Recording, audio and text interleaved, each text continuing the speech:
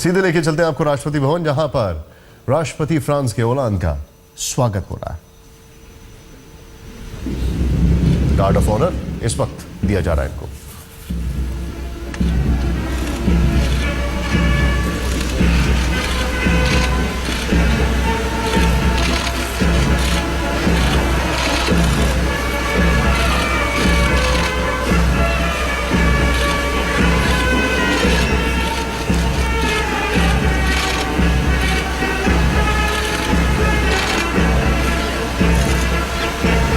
अब से थोड़ी देर पहले गार्ड ऑफ ऑनर दिया गया फ्रांस के राष्ट्रपति फ्रांसिस्को ओलांद को।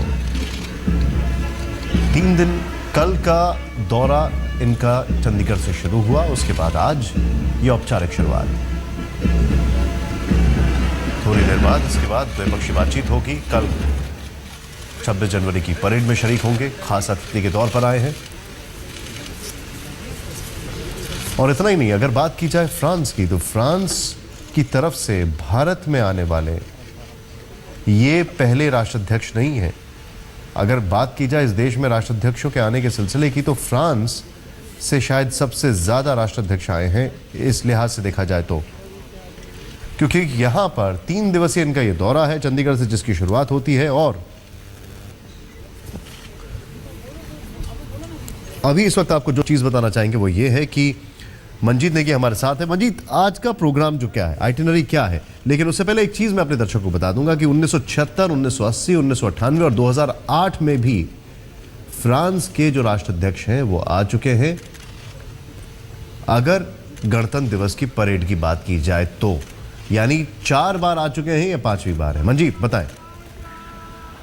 निशान, सबसे खास बात, राष्ट्रपति भवन में राजकीय स्वागत के बाद फ्रांसो ओलांद ने 2 अहम चीजें कही हैं। उन्होंने कहा कि आतंकवाद को लेकर भारत और फ्रांस मिलकर लड़ने की उन्होंने बात की। इसके अलावा पर्यावरण को लेकर भी उन्होंने एक बड़ा मुद्दा पर्यावरण को बताया, वैश्विक पर्यावरण को, और उससे लड़ने की बात उन्होंने, उससे मुकाबले की बात कही।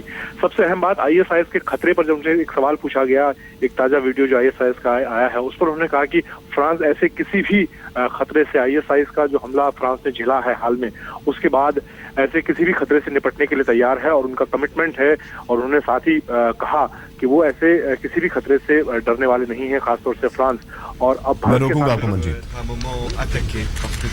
Nous sommes des représentations de la liberté. Aujourd'hui même, il y a des menaces qui pèsent sur nos 2 pays, sur la France, et nous devons faire face. Et c'est ce que nous allons une fois encore décider en renforçant notre partenariat stratégique. Je veux également saluer l'honneur qui m'est fait, puisque demain je participerai à ce défilé pour l'anniversaire de la Constitution, et ce sera une fois encore l'occasion de rappeler les liens qui unissent la France et l'Inde et que nous voulons mettre au service de la planète. Le Premier ministre Modi a joué un rôle majeur pour la réussite de la conférence sur le climat, et ce que je vais faire au cours de ce voyage, c'est de mettre en œuvre nos engagements, à commencer ici en Inde par l'Alliance sur le solaire. Et puis il y a d'autres contrats, d'autres relations économiques, et qui sont dans des domaines différents, qui vont de l'agriculture jusqu'au spatial, parce que entre l'Inde et la France, rien ne doit être écarté de notre coopération, de notre partenariat. Merci encore, Monsieur le Président, Monsieur le Premier ministre, pour l'accueil qui m'est fait. Merci beaucoup. Today, in fact, there are all kinds of threats, terrorist threats, that are hovering around countries such as India and France. And one of the main aims of my visit here in India is to reinforce and strengthen the cooperation against terrorism between our 2 countries. And I would also like to mention that I'm very honored to be here, to be the chief guest at the 67th Republic Day of India. Once again, this underlines our shared values, values that we aim to protect and also represent in the world, across the world. Also here we are going to follow up on all the decisions that were taken at the COP21 as far as climate change and action against climate change is concerned.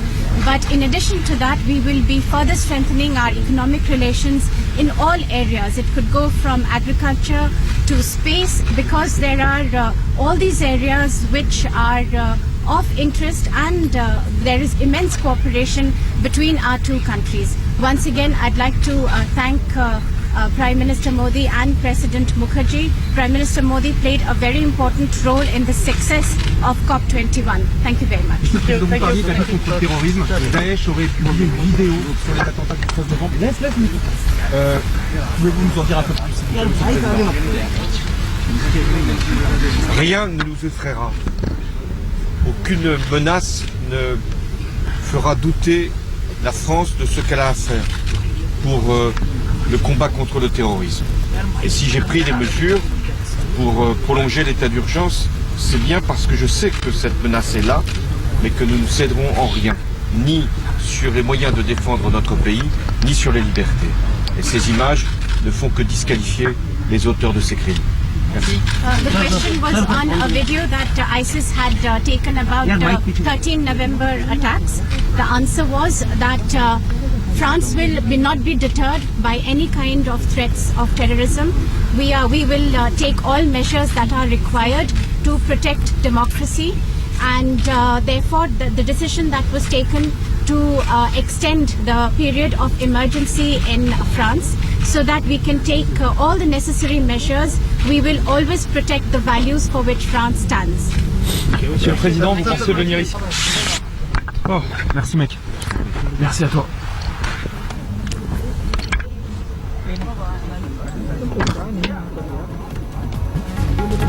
यानी दोनों देशों ने identify किया है, दोनों देशों ने देखा है कि दोनों देशों की अब चुनौतियां एक हैं, खासकर आईएसआईएस को लेकर। हाल के दिनों में जो भारत में कई लोगों को हिरासत में लिया गया है, कई संदिग्धों को पकड़ा गया है, तो फ्रांस ने इस चीज को तवज्जो दी है बहुत ज्यादा कि आतंक से निपटना और क्लाइमेटिक कंडीशंस, ये दो बहुत महत्वपूर्ण चुनौतियां हैं फ्रांस और भारत की, जिससे मिलकर इनको निपटना होगा, मिलकर इनका सामना करना पड़ेगा।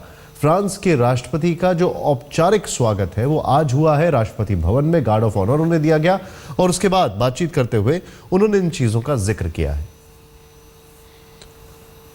फ्रांस और भारत की अगर बात की जाए तो फ्रांस और भारत के जो संबंध हैं वो बहुत पुराने संबंध हैं, और इन संबंधों में सबसे गौर करने वाली बात यह है कि ये ऐसे संबंध रहे हैं जो कि खासकर काफ़ी समय से चले आ रहे हैं। जैसे मिसाल के तौर पर अगर आपको ये बताएं कि जो हम थोड़ी देर पहले आपसे जिक्र कर रहे थे कि फ्रांस और की जो राष्ट्राध्यक्ष हैं वो पहली बार नहीं आ रहे हैं रिपब्लिक डे की परेड में, क्योंकि 1976, 1980, 1998, 2008 में आ चुके हैं। लेकिन हाँ, ये पहली बार होगा जब राजपथ पर रिपब्लिक डे में भारतीय सेना के साथ फ्रांस के सोल्जर भी मार्च करेंगे।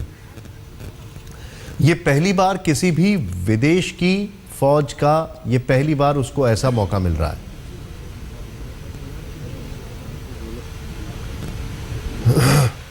ये तस्वीरें आपके सामने किस तरीके से उन्होंने राजपथ पर श्रद्धांजलि दी, उसके बाद एक सिंबॉलिक वृक्षारोपण और फिर गार्ड ऑफ ऑनर।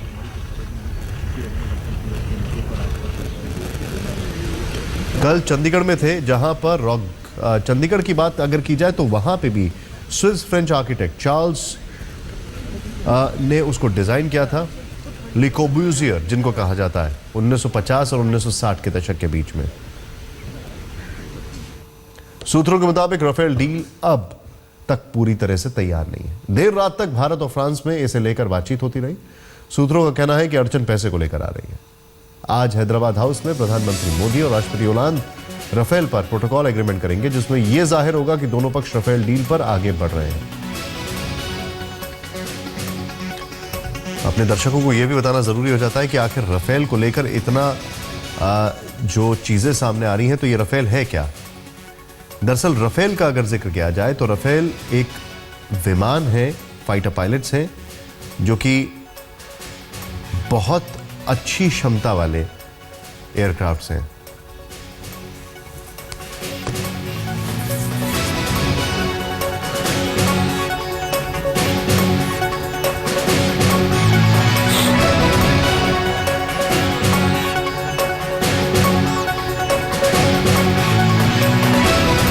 इसको मल्टी रोल एयरक्राफ्ट कहा जाता है। फ्रेंच भाषा में राफेल का मतलब होता है तूफान। 1970 के दशक में फ्रांस की एयरफोर्स में शामिल हुआ। डिसॉल्ट एविएशन बनाती है राफेल विमान। फ्रांस की एयरफोर्स और नेवी में शामिल हुआ 1970 के दशक में। लंबाई करीब 15.3 मीटर, 24 टन वजन के साथ उड़ने में सक्षम है। जाहिर सी बात है बड़ा खतरनाक विमान है। मल्टी रोल इसको इसीलिए कहा जाता है क्योंकि अलग अलग रोल्स प्ले कर सकता है। हालांकि स्ट्राइक के पॉइंट ऑफ व्यू से राफेल को रिकमेंड किया जाता है और छोटी और बड़ी रेंज वाले ऑपरेशन में सक्षम है। समुद्री जहाज से हमले करने में बेहद कारगर, और खासकर यह देखते हुए कि राफेल जो है उसकी अगर तारीफों की बात की जाए तो इसमें सबसे बड़ी क्वालिटी यह होती है कि यह अलग अलग रोल्स में अपने आप को ढालने में सक्षम है। डबल फायरिंग गन होती है। डबल गन से 1 मिनट में 2,500 राउंड फायरिंग होती है। लेकिन प्रेसिडेंट भारत की भूमिका की सराहना कर रहे थे, काफी क्रेडिट भारत को दे रहे हैं। गुरदासपुर सीमा के जरिए पाकिस्तान से